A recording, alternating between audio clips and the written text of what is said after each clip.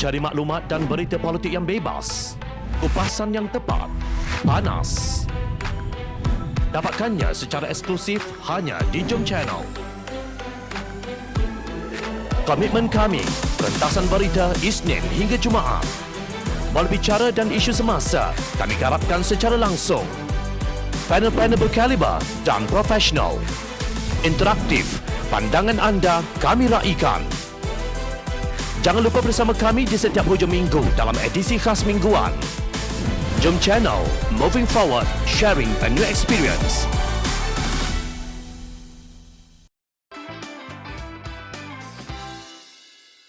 Kualiti kenderaan tidak mencerminkan kualiti kepimpinan. Ketika rakyat sedang mengikat perut akibat tertekan dengan COVID-19, mereka sibuk membeli Mercedes-Benz, Velfire dan Lexus untuk menikmati keselesaan pengangkutan.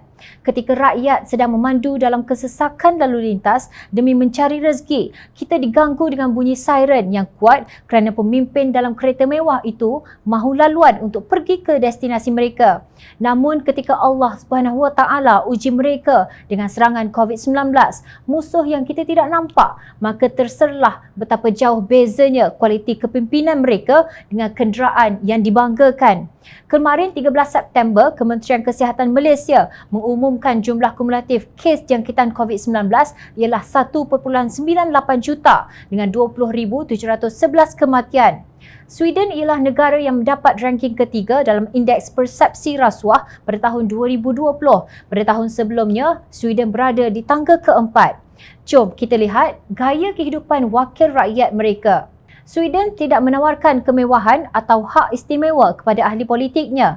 Tanpa kereta rasmi atau pemandu persendirian, menteri dan ahli parlimen Sweden melakukan perjalanan dengan bas dan kereta api yang sesak sama seperti warga yang mereka wakili. Tanpa hak untuk kekebalan parlimen, mereka boleh diadili di mahkamah seperti orang lain. Tanpa ada setiausaha persendirian di pintu, pejabat parlimen mereka tiada kemewahan dan sekecil 8 meter persegi sahaja. Rakyat Sweden berpendirian bahawa tiada alasan untuk memberi wakil rakyat kehidupan yang mewah. Ahli politik yang berani membelanjakan wang awam untuk perjalanan teksi bukannya menaiki kereta api akhirnya menjadi berita utama. Malah Speaker Parlimen menerima kad untuk menggunakan pengangkutan awam. Hanya Perdana Menteri yang berhak menggunakan kereta dari pasukan keselamatan secara tetap. Maknanya tiada outrider untuk para menteri mereka jika hendak ke mana-mana. Waima urusan rasmi sekalipun. Anggota Parlimen Sweden tinggal di sebuah pangsapuri kecil di ibu kota di mana mereka mencuci dan menyetrika pakaian mereka sendiri di tempat pencucian pakaian awam. Ini mungkin kelihatan seciput bagi orang-orang terkemuka tetapi sebenarnya jauh lebih baik daripada dulu. Sehingga akhir 1980-an, semua anggota parlimen tidur di sofa tempat tidur di pejabat mereka sendiri. Tulis Claudia Wellin dalam Mail and Guardian bertarikh 31 Mei 2019. Tidak ada wakil rakyat yang menerima gaji multi-digit yang melampau. Gaji dibawa pulang seorang anggota Riksdag Parlimen adalah lebih kurang 2 kali ganda gaji seorang guru sekolah rendah. Tidak ada ahli politik yang mendapat layanan antara 2 darjat di Sweden. Mereka bukan golongan yang lebih dimuliakan oleh Tuhan seperti pengalaman penduduk Putrajaya yang baru-baru ini. Dilarang solat Jumaat kerana kononnya kuota telah penuh untuk warga biasa tetapi masih ada untuk VVIP. Namun itulah yang berlaku di Malaysia baru-baru ini. Apabila pemimpin ditegur kerana membeli kereta mewah, sanggup beliau membandingkan dirinya dengan Rasulullah SAW yang memiliki unta-unta yang baik. Sedangkan Rasulullah SAW membeli sendiri kenderaan baginda seperti untanya yang bernama Kaswa. Timbalan Menteri Besar Kelantan Datuk Muhammad Amar Abdullah cuba menjustifikasi pembelian kereta Mercedes-Benz tersebut sebagaimana Rasulullah memiliki unta yang paling kuat, paling mahal dan boleh berlari dengan laju. Sementara itu, Presiden PAS yang baru sahaja dilantik semula sebagai Duta Khas Perdana Menteri ke Timur Tengah bertaraf menteri pernah mendakwa bahawa bagi Barat, aspek kebendaan menjadi matlamat utama kerana terpesong daripada tujuan penciptaan manusia.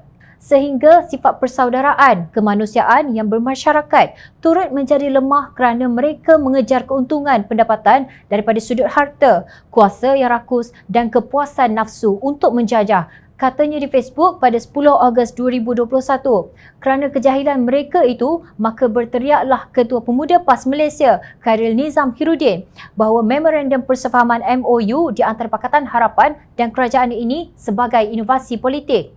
Kalau betullah pendekatan itu tidak bersifat substantif, jadi saya harapkan juga wakil pembangkang pertama sekali perlu terbuka untuk silent melenyapkan nafsu politik. Maknanya kena ada satu mutual respect yang kita bersama simbiotik di dalam jawatan kuasa ini. Yang kedua, perlu menjadi pembangkang yang konstruktif. Boleh tengok macam mana pendekatan pemuda PAS sebelum ini sewaktu kami menjadi pembangkang. Katanya dalam dialog 3 penjuru Astro Awani Muafakat Rentas Parti dekat tapi jauh baru-baru ini. Untuk makluman, Ketua Pemuda PAS, persefahaman seumpama ini pernah dilakukan puluhan tahun dahulu di negara barat, United Kingdom iaitu Perdana Menteri Winston Churchill dengan pemimpin Parti Buruh Clement Attlee dan di timur antara Mao Zedong dan Chiang Kai-shek. Apapun jika kerajaan tebuk atap dahulu ikhlas dalam menguruskan pandemik COVID-19 dan tidak sibuk berpolitik untuk menguatkan kedudukan sehingga menternak katak-katak, wabak ini mungkin sudah tinggal sejarah sahaja. Mahu Pakatan Harapan contohi pemuda PAS? Maaf cakap, cerminlah diri sendiri dahulu sebelum bercakap. Yang kluk-klek, kalian. Yang bernafsu politik, juga kalian.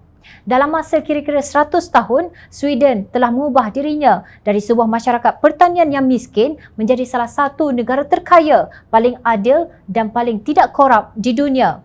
Pengalaman Sweden ini menunjukkan perubahan dapat dilakukan jika adanya kehendak politik untuk melakukannya, bukan mengejar ghanimah, pangkat dan kuasa semata-mata.